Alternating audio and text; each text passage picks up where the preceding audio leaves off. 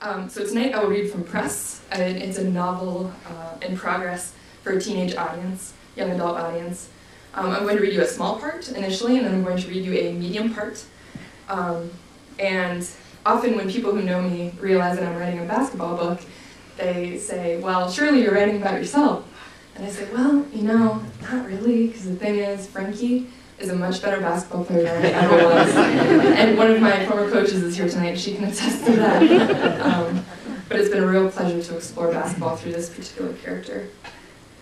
So in this first part, it's from chapter 1. It's not from the very beginning, but it's from chapter 1. So our heroine is Frankie, a senior on our high school basketball team. And in this scene, it's the day before the first game of the season. And Frankie has been pulled out of practice to talk to a newspaper reporter. Now, when I wrote this character, I named her Sid Teppert. Well, it turns out Sid Hartman is a close personal friend. And, no, he's actually not, but I thought, wouldn't it be funny if he knew I wrote a woman sports reporter who's Sid? So. The reporter wore glasses shaped like cat eyes. "I'm Sid Teppert," she said, shaking hands first with Frankie, then Coach. Coach squinted at her. "You said you're new to this beat, but I could have sworn we've met before." "We have." Teppert pulled her hand away. "I had you for geometry my sophomore year, and look how that turned out. 14 years later, I'm a journalist." Frankie laughed. "Another wise guy, huh?" Coach said. "You and Frankie will get along well." Teppert opened her notepad. "I'd like to start with Frankie, and then I'll get some quotes from you." Frankie sat next to Teppert in the bleachers, a voice recorder between them. Frankie was good at interviews. She knew what to say and how to say it. "You've heard the talk," Teppert began. "This is the year for Randall East. They have you, the golden girl of Ohio prep hoops, so they're practically guaranteed a trip to Columbus for the state tournament. How do you feel about all this hype?" Frankie gave it a few seconds, pretending to consider carefully. "We've got a hard-working and experienced team, so if we play up to our potential, we have a real chance to reach our goals." Teppert's pen didn't move. She cleared her throat. "Let me put it this way, Frankie. You're the best player to come through East in, well, ever. It's your last shot at getting to state, and everyone's dying for you to deliver. You don't feel the pressure, not even a little?" "I mean, it's the effort of 5 girls out there," Frankie said. "We all need to play well for our team to succeed." Teppert smiled and dropped the recorder into her purse. "Now, do you actually believe the rah-rah team stuff, or are you just repeating it because you know you're supposed to?" Frankie's face went hot. She pulled at a curl that had spread loose from the deep red mess that was never quite a ponytail, never neat enough to be a bun. "I believe it," Frankie said. Teppert tapped her pen against the bleachers. "Well, let me ask it this way. Do you personally, feel like you have something to prove after last year's meltdown in the district final?" What a meltdown it was. Everything that could have gone wrong did, from the bus driver getting lost on the way to the game to Frankie fouling out in the 4th quarter. She finished with 5 points, 15 fewer than her average.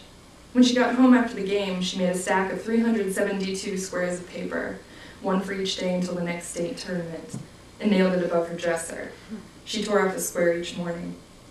Frankie tugged harder on the curl. "Yeah, you could say that I have something to prove." "So how badly do you want it?" Teppert asked. She didn't mess around, did she? "I've wanted to go to state about as long as I could dribble," Frankie said. She looked straight into the cat eyes. "If we don't get there, I've failed." Teppert grinned and scribbled notes. Coach returned, putting an arm around Frankie. "She's not giving away team secrets, is she?" Teppert didn't look up from her notepad. "We're talking state," she said. "Coach, your teams were runner-up in 01 and 02, but East hasn't gotten further than the regional semis since. What's the key to getting the monkey off your back?" "It's not about winning a championship for my benefit," he said, smiling. It was a smile that Frankie recognized, one that meant he wanted to tear the glasses off Teppert's face and crush them in his fist. "It's about reaching our team goals and growing together," he said. "Everybody knows, Sid, that the Randall East Falcons are a family. But this is the do-or-die year. You might not get another Frankie Marinelli for a while." Frankie squirmed, wanting nothing more than to be practicing free throws with the rest of the team. Teppert and Coach could have it out without her. "You're right about that, Sid," Coach said. "Frankie's a once-in-a-career kid. If she's on, we've got a shot." So they have their first game. Doesn't go so hot. And Frankie and Coach have this altercation that Deborah mentioned in Mary's introduction. And Frankie realizes that she can't really play for someone who's going to disrespect her in that way. And so she goes to Coach's house and says she's not going to play anymore, but he kind of talks her back into it.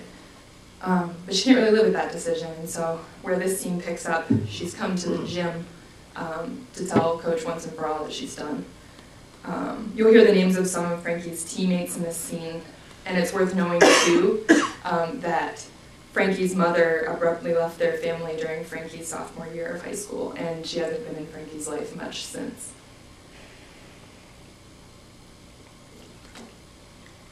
She waited for Coach in the gym, pacing the floor in jeans and sneakers, her jersey balled up in her hand. Football players ambled through to their team meeting. Rob from math class nudged her, but his hello barely registered because Coach had arrived through the far doors. A whole continent of floor separated them, and yet she could hear the firm crunch of dust particles under his dress shoes. Frankie swayed in place to keep her knees loose, her body upright. Her bones jangled as he approached. "Why aren't you dressed?" He folded his arms, thick like caveman clubs. She backed away a few steps so she was out of reach. She didn't want to be led to the bleachers so they could have another heart-to-heart. "I'm done, Coach." There it was. She held out her jersey. Her other hand gripped the lining in the pocket of her jeans. Coach wiped the corners of his mouth with thumb and forefinger. "So I wasted my breath last night, is that it? You don't care about me or your teammates like we care about you?" "No, it's not that. It's just, what? You don't love to play? I know that's not true." She groped for words while his gaze cut into her face. "If you need another day off to deal with whatever's going on with you, take it." He strode past her so close that she had to turn to let him by. This version of the man was not the version in his living room. "I'll tell the girls you're not feeling well." "Coach." There was an edge to Frankie's voice and some volume, like her voice in her dream. He stopped. "I'm quitting. I don't want to play basketball for you anymore." That he heard. He stared her down. "You will not quit on me." He took a basketball from the metal cart and tossed it toward center court. A hot, bright liquid ran up her spine and poured over her skull. More clearly than ever, her body knew, she knew, all the dark places in his game. If she hung around, those dark places would swallow her up, take her down, and when she came to, she'd be standing over Lil, telling her how much she sucked at basketball, or dragging Reggie around by the hair. She'd end up pleasing him until she was gone. She wouldn't be Frankie, she'd be him, wound up tight and seething. Her body trembled. "Then again, maybe it's better that you're quitting." He dribbled the ball casually. "You're really not as good as people say. Sure, all conference, all state.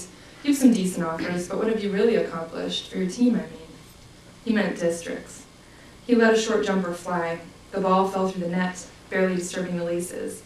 A true competitor finds a way to win no matter what. Doesn't matter how good her supporting cast is. And your cast is pretty good, don't you think? She couldn't answer. She was too worried about the ball in his palm, like it was a live grenade and not leather and air. "I can respect a competitor," he said, "and if you're a true competitor, Frankie, you'll play me for what you want, right now." Her brain told her not to, but she took off her sweatshirt. Her legs worked by themselves, carrying her onto the court where he was laying a finger roll in the basket. "If I win, you go to the locker room, get dressed for practice, and snap out of whatever this funk is. If you win, you can do whatever you want. Each basket is 1 point, make it, take it. First 1 to 10. His sharp pass stung her hands. Ladies first. She dribbled slowly to the top of the key, thinking about her jeans, glad they weren't tighter. Coach undid his belt and tossed it away. It slid like a sidewinder against the wall.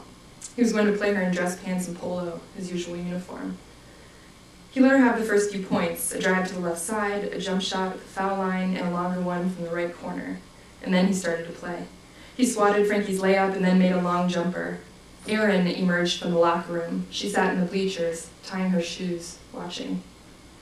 Coach went up 6'3" by backing Frankie toward the basket with hard thudding dribbles and easy hook shots.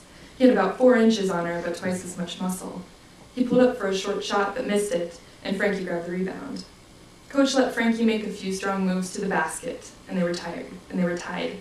Her jeans sucked up the sweat, sticking to her skin in some places and sagging in others. She yanked them up by a belt loop. "How you doing, Frankie?" Coach asked, his bald head shining. "Are you tired?" "I'm not, and I'm an old man." The entire team was in the stands. Lil stood in her socks, ankle braces and shoes sitting next to her. Frankie had never seen her porcelain face whiter. Mandy stood apart from the rest of them, stroking her long ponytail. "And I thought she quit already," Mandy said. All faces whipped toward Frankie. She wiped her forehead with her sleeve and crouched low with the ball. "I'll explain, guys, I swear," she thought. Coach played her close, spreading his arms and making himself wide so she could hardly see the basket. A burnt coffee and cologne smell oozed out his pores. Frankie drove and dribbled out, tried hesitation moves and crossovers to throw him. She couldn't tell if he was really tiring or if he was faking it, like the killer in a horror flick whose eyes sprang open, ready to knife the heroine as soon as she thought he was dead.